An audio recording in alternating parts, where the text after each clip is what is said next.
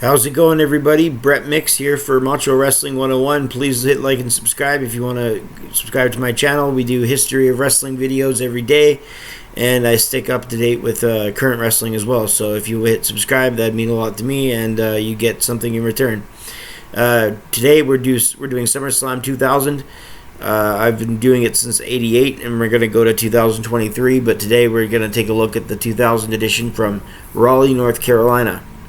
They made 1.1 million in revenue just from the ticket sales at this.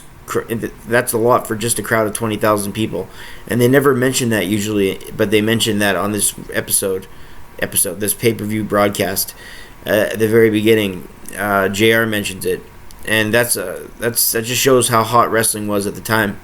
This was the peak of the Attitude Era. And it was SummerSlam, and they kicked it off with a 6-man tag. It was Rikishi and Too Cool, who were over as all hell, against the Right to Censor, Steven Richards, Bull Buchanan, and the Good Father. Venus and Ivory were not a part of RTC yet, and JR and the King are doing commentary. As I said, Too Cool were over as hell. RTC was over as being annoying, obnoxious heels, so the crowd was definitely hot for both the offense and the defense, whatever it was.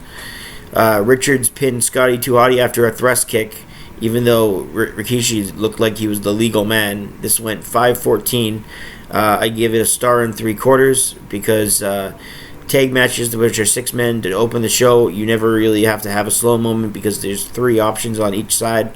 It was just it felt like a Raw match. So I'm not going to give it 2 stars. I'll just give it a star and 3/4. Not that the two things are that different from each other, but that seems about right for the opener. Next up, we had Road Dogg and X-Pac in a clash of Degeneration X. I'm not a big fan of them breaking up DX and going at it. I wasn't a fan when Road Dogg took on Mr. Ass or Billy Gunn. And I wasn't really a big fan of this either, but they only got 441 to work with. X-Pac low blowed the Road Dogg basically, and then he pinned him after an X Factor.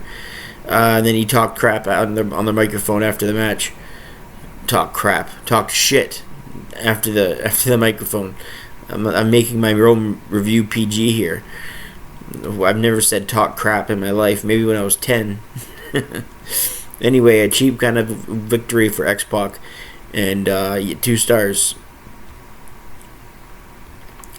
Going on now is the mixed tag match. We had Eddie Guerrero and Chyna against Val Venus and Trish. The Intercontinental title was on the line in this tag team match. And Eddie and Chyna were both over as hell too. Originally they were heels, but they became baby faces once they realized that Eddie goofing around is funner than Eddie being villainous, even though they actually do go to the villainous way to Eddie Guerrero after this. They actually had when Eddie turned on Chyna, but that's way later. The crowd was into this match, but again, I think a star and 3/4 serves it right. It wasn't great when Trish got tagged in. This is before she could wrestle. Chyna didn't sell her offense.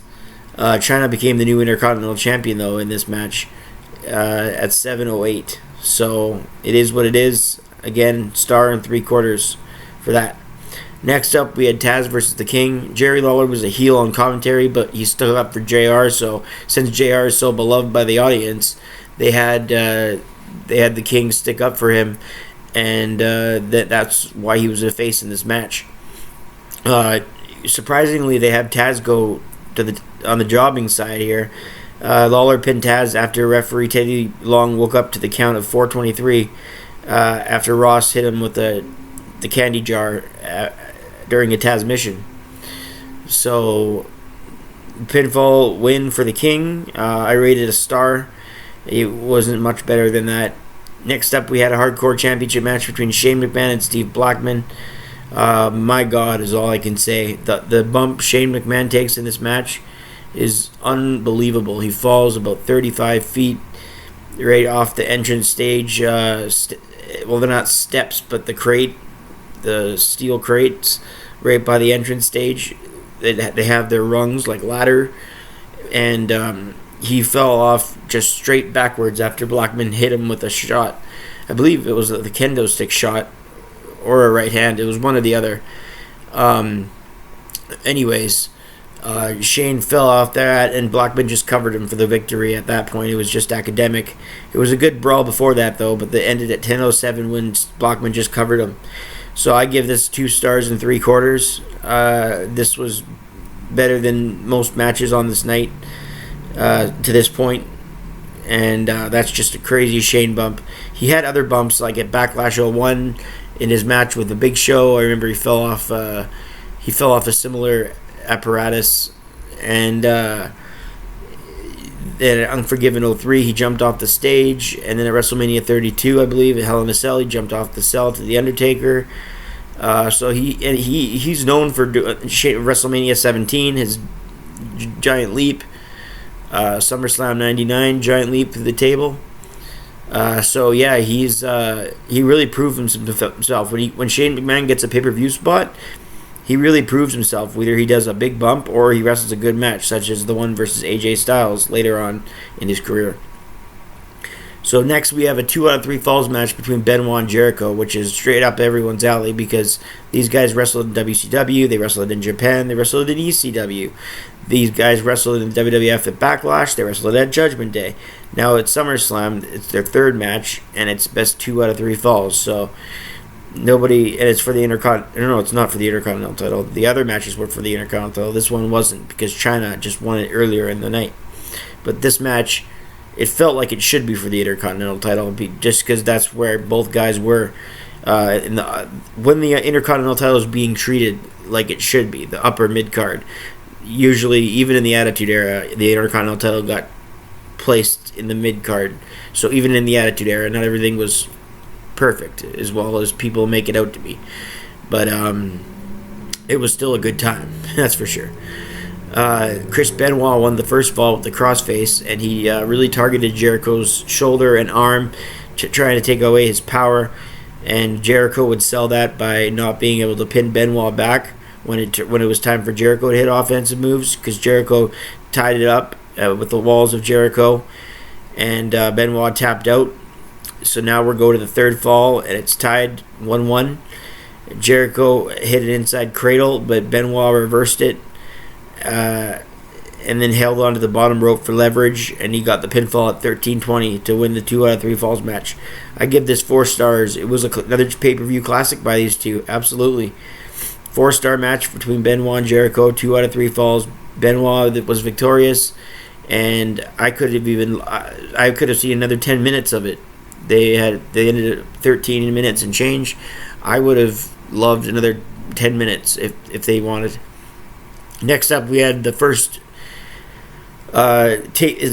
ever official tables, ladders, and chairs match, because they did meet at WrestleMania 16 in 2000 in a tables or ladders match, but it wasn't TLC. This one was the first TLC. The Hardy Boys were the hometown boys, and they were the favorites, even though Edge and Christian won the previous ladder match. And they got the Dudleys in there as well. So what would happen? A lot of bumps happened. A lot of bumps. I'm not going to go through them all, but Edge and Christian ended up winning and upsetting the Hardy Boys in their hometown, or home state anyway. They climbed the ladder together, and they won at 14:51, grabbing opposites, grabbed both titles. So Edge and Christian are the tag team champions. I gave this match a 4.5 stars. Match of the night for sure. Definitely one of the best matches in WWF history and SummerSlam history. So you gotta love the TLC and Benoit Jericho back to back. That was. Unfortunately, the strong momentum couldn't continue. Not right here anyway, as the Thong Stinkface match was next between Kat and Terry Runnels. See, look at my notes. What did I say? Oh, yeah. Kat stuck her ass in Terry's face for the Stinkface win at 3:04. JR calls it a unique matchup. Yeah, I think that's right. Dud. Obviously a dud. Maybe the most obvious dud ever. At least the ladies were in bikinis, I guess, but it's not a big... Yeah. If you're an adult male, there's better things to look at. And I'm talking about if you want to look at bikinis.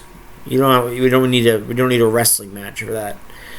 Anyways, Undertaker and Kane next. The rumor was that Big Show was going to face the Undertaker at this SummerSlam, but Big Show came back, and I don't think he was adequate size they wanted.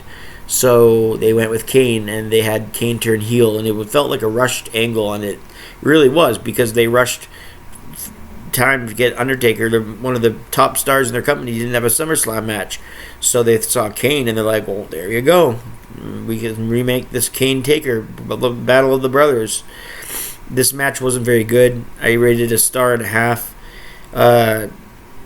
Undertaker and Kane just didn't really connect in this one. For whatever reason. And I don't think I'm being too low on it. I think it was just... It deserved nothing much. It was only 6 minutes and 15 seconds. So, yeah. It was a no contest, too, because JR is even screaming, I don't think this match even started. It was just a brawl, and Undertaker got a hold of Kane's mask and held the mask in the ring, but no one saw Kane's face. Anyways, it wasn't very much to talk about. Just like the Thong Stinkface match wasn't much to talk about. But the Jericho Benoit match, the Hardcore match, and the TLC match all talked over the other negative points. Next, we got the main event: The Rock, Triple H, and Kurt Angle. Kurt Angle takes a bump in this match. Triple H goes to hit Angle with the pedigree, and what happens is it was a botched pedigree, and Angle ended up driving his face right into the table. The table bopped before he hit the pedigree, and Angle just gets an immediate concussion, and Angle is just out of it. So Triple H and The Rock had to go at it for the majority of the match, and Triple H would target The Rock's ribs. The Rock's would get a good job of selling, and then Angle returned, and they worked it in the story into the match that he was concussed and he came back, even though he was.